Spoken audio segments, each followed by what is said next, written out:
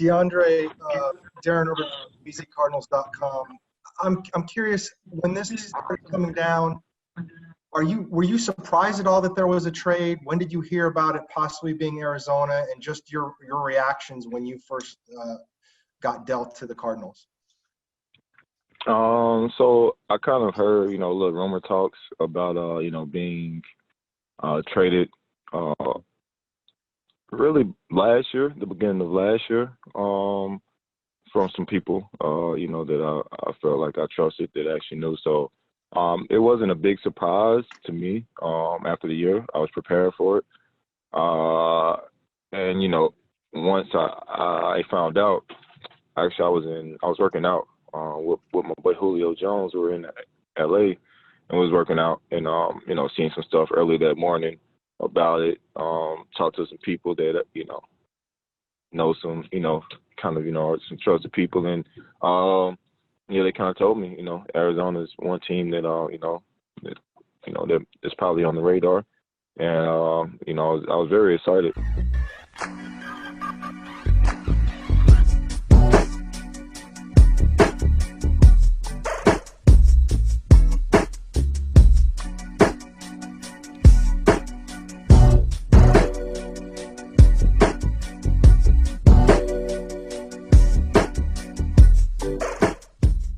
For a minute there, I thought that I was going to have to switch today's video to address another press conference that Bill O'Brien had, but false alarm. Thank goodness for that, because that was a long hour yesterday of analyzing and breaking down Bill O'Brien's layers on layers of BS.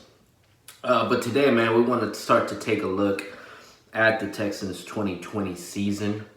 And it starts with the addition of David Johnson, who yesterday had a press conference where he was asked a few questions, 15-minute press conference, and he addressed, different questions from some of it coming off of O'Brien's press conference, some of it just, trying to get to know him as a player and what he'll bring to the Houston Texans. Just the way that he addressed things and the way that he portrayed himself in that press conference. Look, I don't hate David Johnson. I hate the trade. I hate the fact that we couldn't get any value. I think every fan, when they first saw that David Johnson was a player on the move for the Texans, no one expected that in return you're sending DeAndre Hopkins away. Because I guarantee you, if you ask every fan, if they should go through with that trade, everyone would have said no, including those who now claim to think that, maybe O'Brien was right and DeAndre was losing a step.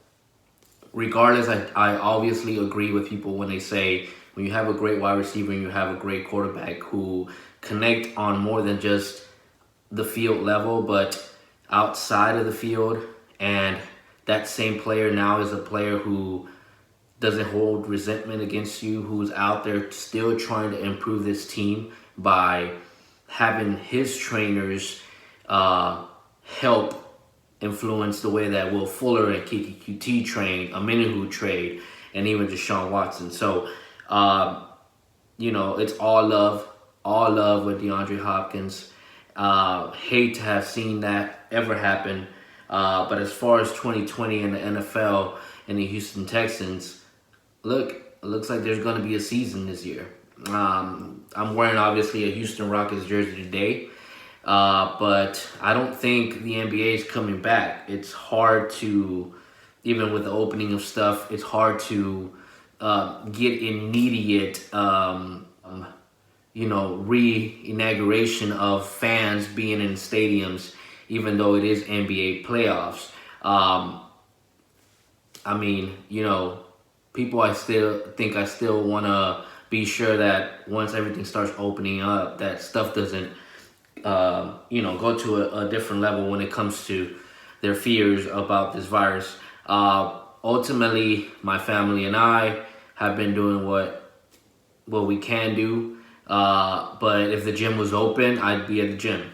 Just to let you know that. I know I talk about the gym a lot, bro, but it's good to be healthy. Let me just put that plug in. It's good to be healthy, man. It's good to feel good, and working out is part of that process. But today, man, we're just gonna go ahead and review David Johnson's press conference and react to it because I only heard pieces here and there yesterday, and so I didn't really stick around for all of the questions. So I say, you know what, this is gonna be a very genuine reaction to his press conference. I can tell you off the bat, Houston Texans. I mean, can you ship the man some Texans gear to start off? I mean, if you're trying to make a guy feel welcome, look, I'd say that's probably the first step. That was pretty much common knowledge.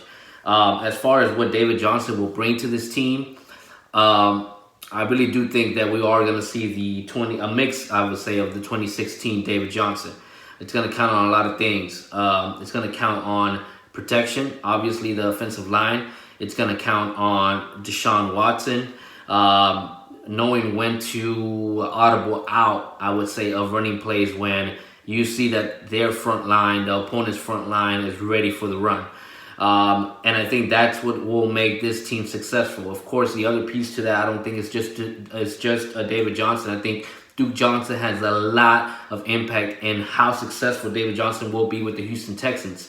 Because at the end of the day, if Duke is being a threat out there, and David Johnson's being a threat out there, and our wide receivers are being a threat out there, and we're moving the ball, and we're converting on third down, which I'll have to give credit to Bill O'Brien. That has got a lot better with Deshaun Watson, but I still got to give Deshaun Watson the most credit because I believe that a lot of those plays are broken plays. Anyways, man, I do think, like I said, David Johnson will have a successful year with the Houston Texans. I just don't know how successful it will be because at the end of the day, everyone's bar is a little bit different. To me, a successful season for David Johnson would minimum be 1,000 yards, but I don't think we're actually going to run that ball that much.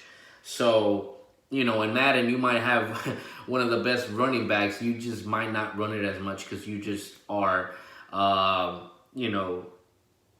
very, very, very focused on throwing the ball. But anyways, man, let's get right into the press conference. They started the press conference late. The dudes were already in the middle of one question. So, hey, this is not my editing. These people from the Houston Texans organization, when it comes to video and anything to do with that, they're the worst.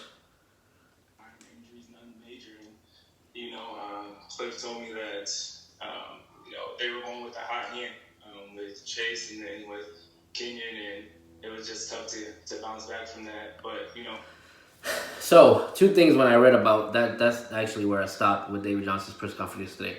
So they asked him, hey, what did you think of Arizona last year with Kingsbury?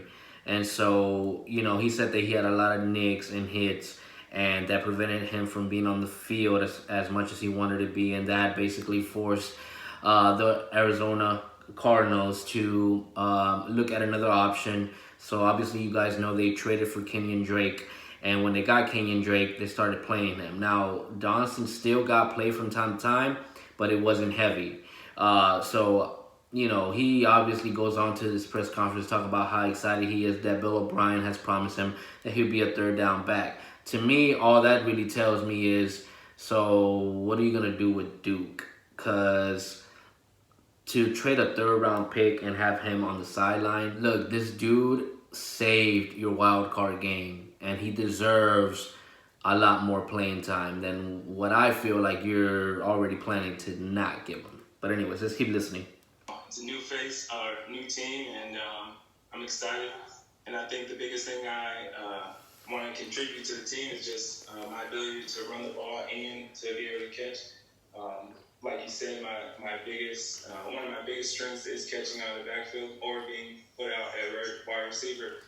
But my ability to run the ball is also very strong, and that's my biggest thing. I just want to be an every down back for Houston and get that momentum going for the offense and continue the success that they already have. All right. Remember when I talked about the different levels and bars of success and how everyone has different ways of defining that? For our true fans of the Houston Texans, a successful season now looks like, bro, you got to get to the AFC Championship, and we're expecting Super Bowl. We're tired of the excuses. We're tired of you getting out schemed, you getting out coached.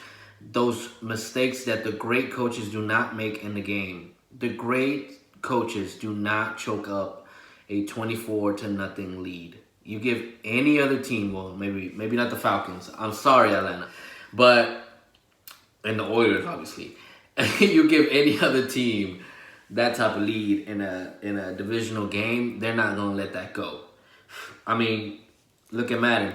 You got that type of score up on somebody, they're gonna quit on you, right? So, look, a successful season for David Johnson is actually competing in the playoffs. You saw it with how excited Carlos Hyde was last year because his level of success was getting into the playoffs. Obviously, also with him beating his old team in the Chiefs, he's like, we got a shot at this. Obviously, the Chiefs won the Super Bowl, so it is a good measurement for them. And that was a great game, that first game. But when it came down to putting the foot on the pedal, we weren't able to do that. So, like I said, you got to look at this the way that he sees it. And he may not have been with successful teams. I don't think his whole time with the Cardinals, maybe he made the playoffs once, I want to say. So, yeah, man. Hey, Kevin, welcome to Houston. What, if any, do you see in watching the Texans, the amount that you have since the trade, in terms of crossover between this offense and the one that you played in 2016 that you obviously were very successful in? From just watching, I've actually been watching them even more now, just, obviously being traded, but I've always watched them. They've always been in the playoffs. And so for them as an offense, especially with their shot. Look, the way that David Johnson expresses himself about the Houston Texans being in the playoffs, like almost every year, is like if they're making big splashes. Like, we've only won against the Raiders, and now we won against the Bills. But other than that, bro, it's been very, very disappointing losses. So we weren't in the playoffs. We were in the playoffs 2016, I believe. 2017 is where we didn't go to the playoffs because that's when Deshaun Watson got injured.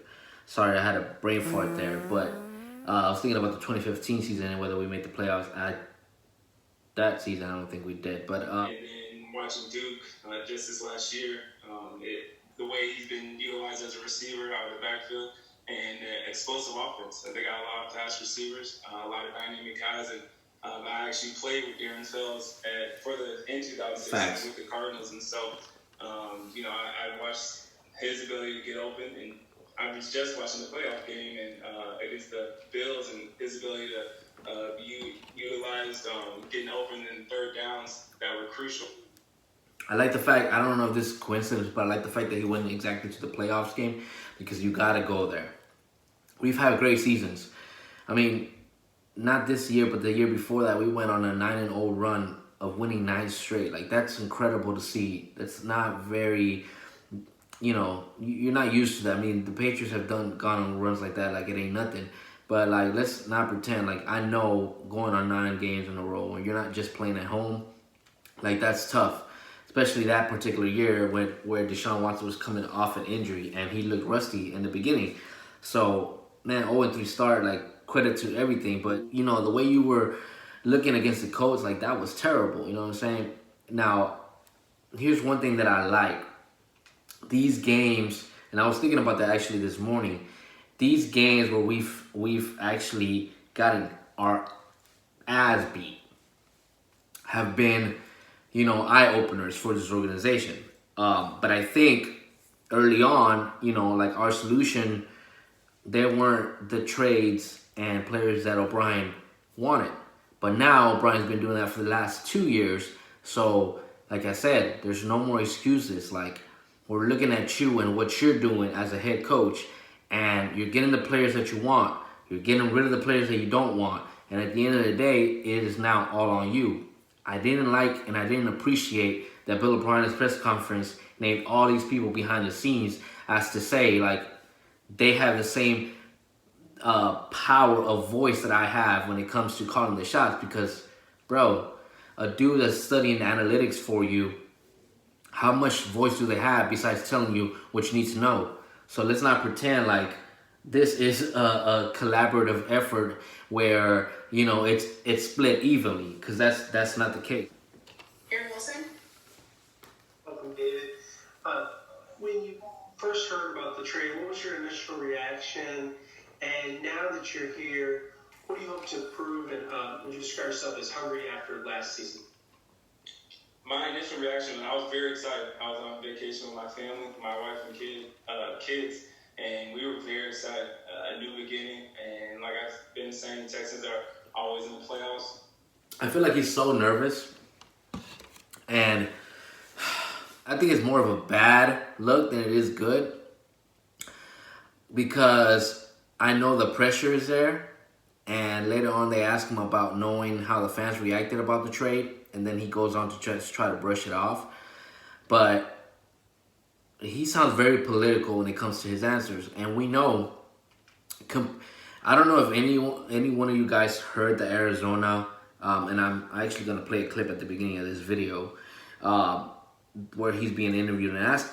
Now, if you compare it to the way that DeAndre Hopkins is talking on that press conference to the way that he's talked with the Texans, you notice that and sense that he's been freed in a way where he's actually able to speak more openly, where before, like, you weren't able to give up that information. So now you hear David Johnson, and you're like, you can tell how reserved he is with his answers. And so to me, that tells me two things. Either he's really, really, really, really like feeling the pressure, and he either will perform and do good, or he's going to feel the pressure to the point it might push him to the breaking point. And that's why I said his success is going to rely on much more than just him and how much they open, the arms to him. Look, last year we had success with Carlos Hyde. We had success with Vernon Hargreaves. We had success with Conley. We had success with these players that we brought in because ultimately the organization wrapped their hands around them. But don't for 1 second tell me that Hopkins had nothing to do with that.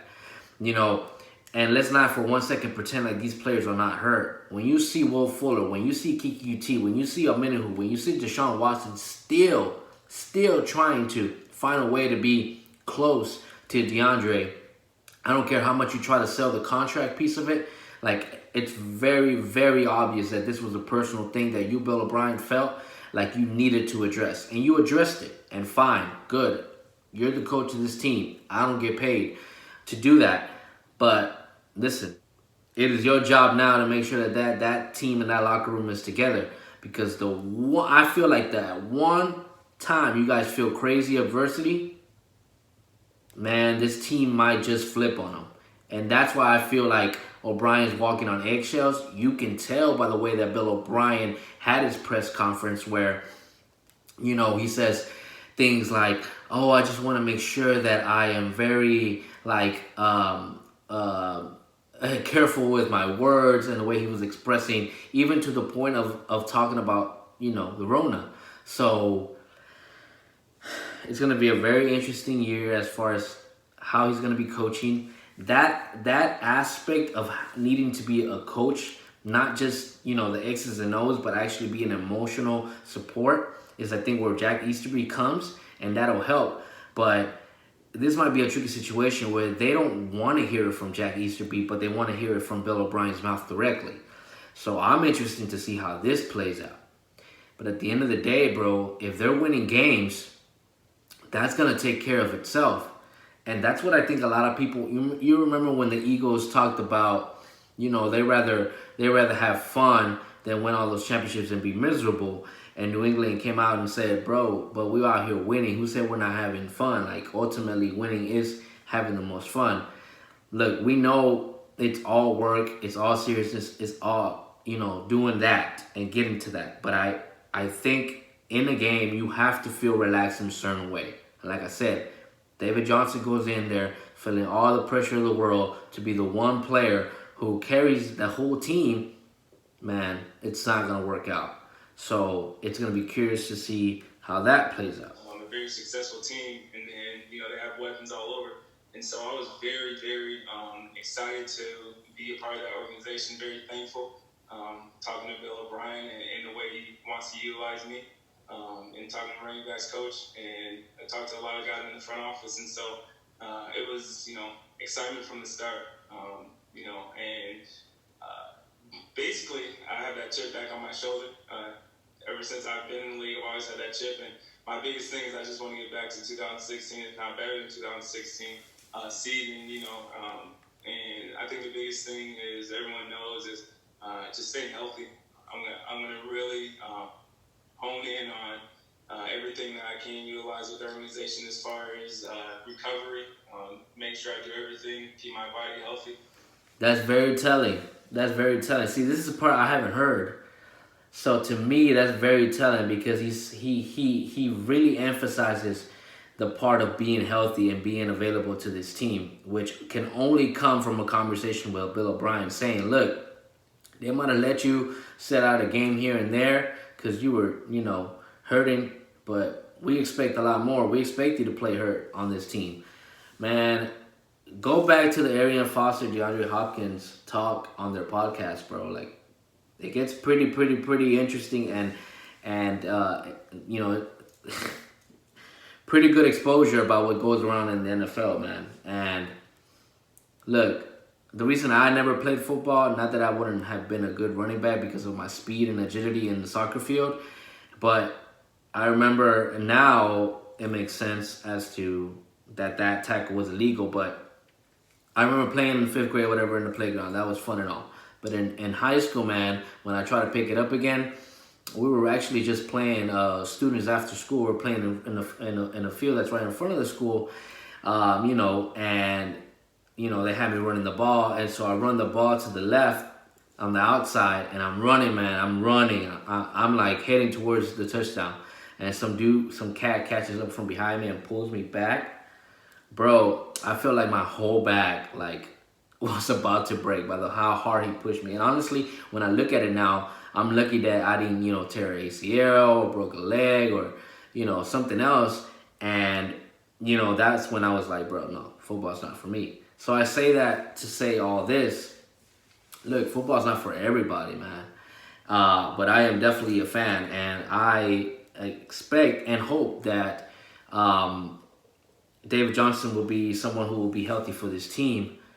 But that's the big risk that comes with it. And his emphasis on that, to me, only shows another level of pressure that he's taking on. It's not just playing good, but it's playing healthy, So, yeah, man, it'll be very interesting to see how this goes. And be ready for the season. Pat?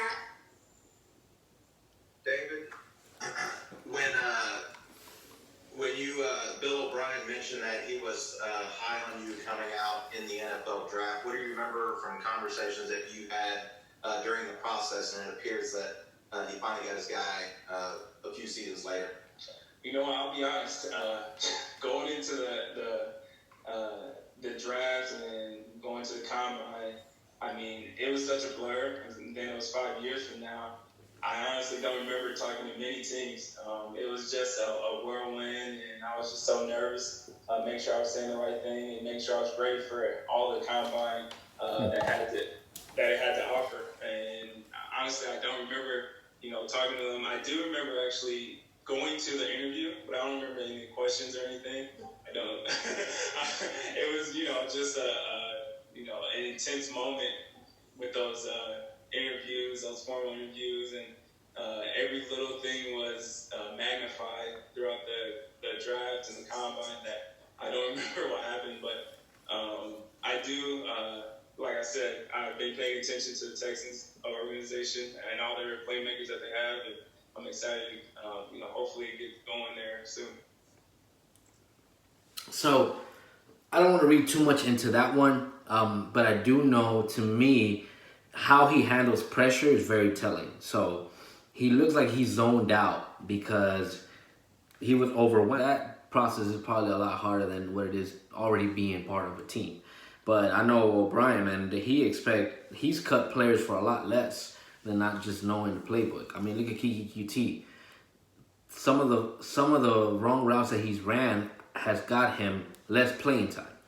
So, look, man, hope David Johnson, that's not really how you treat learning. Later on here, they're going to ask him about how he is going to try to learn the Texans offense while there's rolling things going on. So it'll be interesting what he answers there. Yeah, David, talking about you catching the ball, talk about where you line up and why you've been so successful. You know, your average per catch is more than any back in the league going back to 2000. And why have you been so successful as a receiver? I think the biggest thing is I've always played receiver and running back in high school. I started from an early age, catching the ball, being able to have that coordination of catching the ball in different ways. And then, going to college, I was actually going to play receiver. So that whole summer going to college, I was doing all receiving routes, doing all receiving drills. And I did receiver for a while my freshman year at UNI. And I think that just started translating then. And, I joke a lot with, even in 8th grade, 9th grade, I did a dodgeball league in Clinton. And, I was called Blue Hands, and I've always just been able to have the coordination and hand-eye coordination to catch the ball. And it's been very effective for me in the league. You think Bill O'Brien heard that David Johnson's dodgeball name was Blue Hand and was like, "Ooh, what if we trade Mr. I don't drop a ball with Glue Hands? We're not losing nothing." I don't know, man. With Bill O'Brien, you got to think of everything, bro. You be amazed of the little shit that sparked a thought in that man's brain. Like, you got all that from that. Like, we make fun of this, but it's so true. If you want to get on the Texans, the best thing you can do is when you play the Texans, shine like crazy. And then if you get released or if you're on the trade block, O'Brien's coming to get you. I think that's crazy. Now, one thing that they've done here recently, which, like I said, I'll give them credit, the players that they took on, they did a pretty good job. They turned around their season. They played a lot better than what they were playing with the previous team. But, like I said, let's see how much support we give David Johnson.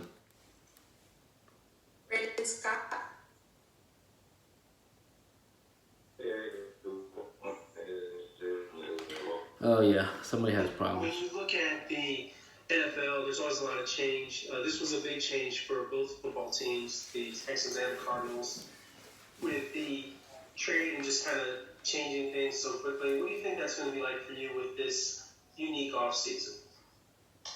It's not even just football, it's the pandemic that's going on. So I think the biggest thing is hopefully getting down in Houston soon, because I haven't even been down there. I'm still back home. And so I think the change is really just going to be how fast I can pick up the offense, the playbook, hopefully getting to meet the organization, everyone in the organization, teammates, front office, coaches, and just trying to get a relationship with them. With the fast turnaround, and I'm guessing that's going to happen once the season OTAs or whatever happens, whenever that starts. I think that's going to be the biggest key, is just being able to figure out the offense quickly and be ready, whenever it does start. Now, in this question, they're asking him about him learning the offense, right? How is he going to do it? So he's talking about all these several things. I just find it curious that compared to that question when they gave Hop with the Arizona press conference, Hop's answer was like, "Hey, look, I've been in 2 offices before. I know how the transition goes from one team to the other. I've been a pro for 7 years. Look, it's about communication, but it's also about getting out there on the field and doing what I need to do." So he talked about contacted Kyler Murray and already making plans to get together. So look, his answer compared to David Johnson's answer is a little bit different, and that's why I'm telling you, I think this man is feeling extreme levels of pressure that, the fans have created, but Bill O'Brien's the one that put him in this position, bro. Because that trade to me is just ridiculous. And the media in Arizona, one of the first things they say about you is how involved you and your wife are in the community. Will you do that here, and why is that so important to you? Most definitely. We were already planning on, trying to do something effective to help out the pandemic for Houston and, the state of Texas. And I don't think he realized how big state of Texas is. And it's been really big for me and my wife just because for me, my upbringing, I had so much help surrounding me, molding me in who I am today, between coaches, teammates, teammates' parents. I had a lot of people, driving me to football games, driving me to traveling basketball, helped me out. Teachers as well, big influence surrounding me, and I just wanted to give that back, and just wanted to help out, the less fortunate, and be there for them and support them and help them get through daily struggles, and especially like I said with what's going on now, it's hit the world, and I want to be able to help out Houston and that community. I've heard nothing but good things about Houston and that community, the team, the fans, and so I'm excited to get down there hopefully pretty soon, and me and my wife could start helping out the community as fast as possible. That's good, man. We appreciate that. We truly do. But like I said, just another layer of pressure. Like, we don't need you to come in here and try to be the hero, David Johnson. So if you get to watch this video, I'd say just go out there and do you, man. We just expect you to be the running back for the Houston Texans, bro, and nothing more. Everything else is going to come, with fluidity, and, it'll come as it comes, bro. But don't feel pressure like you have to do all these things. Now, we expect you to do and be good at your job, which is running the ball, bro. So just do that. Big Sarge? What did you learn playing with the future Hall of Famer like Larry Fitzgerald? I learned a lot, man. I mean, there's so much that I learned from him.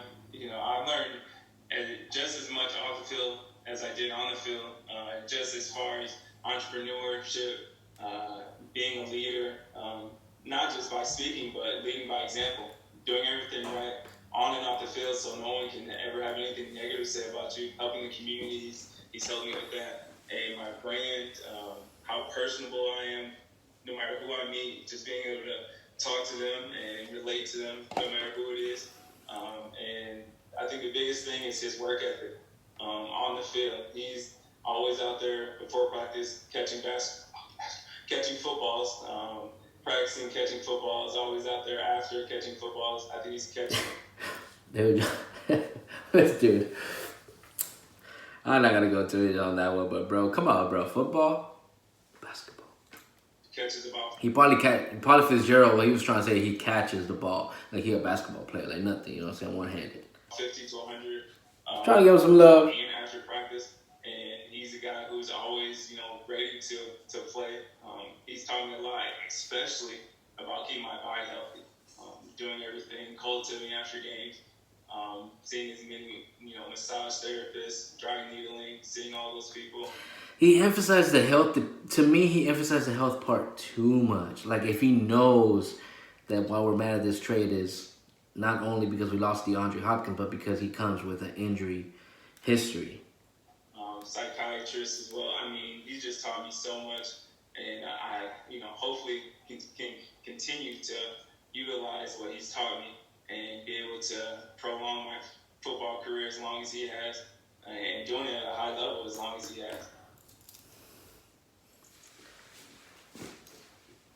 Sarah? Hey, David. Obviously, the trade not only brought you to Houston, but it also sent a fan favorite, DeAndre Hopkins, to Arizona. I'm sure you've seen some of the reaction online about the trade. How have you processed that? I don't really pay too much attention to that, just because, I've always, like I said, everyone's always doubted me ever since, coming out of high school. There's always, you can't please everyone. I've learned that as well in the league. Everyone has something to say, especially with this media, social media getting so big, with Twitter. Like, the fact that he gave political answers for everything else, but in this particular question, he goes a little rogue and starts kind of like saying, whatever, I don't give a damn. This is the way it's been all my life. I have this chip on my shoulder, and I'm out here ready to do work. Don't really care about what the heck y'all say. Like,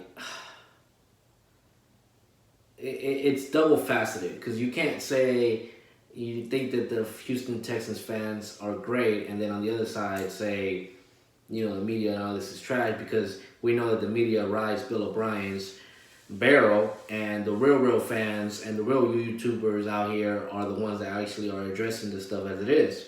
So you're talking about fans. You're not really talking about the media. I mean, the media was more mad about DeAndre Hopkins even than about you joining. We had double concerns. So, anyways, yeah.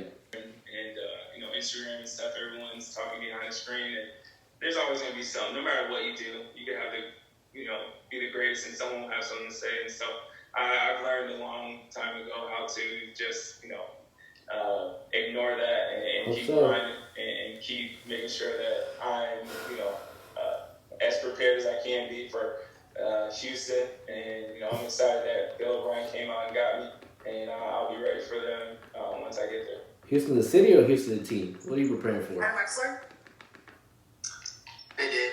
Have you talked to Deshaun Watson yet? And if so, what was that conversation like? And what are your expectations for playing with a guy like that?